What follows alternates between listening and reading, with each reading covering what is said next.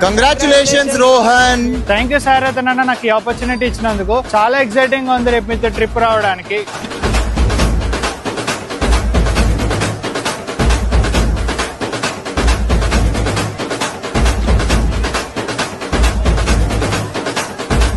Congratulation Rohan Patel.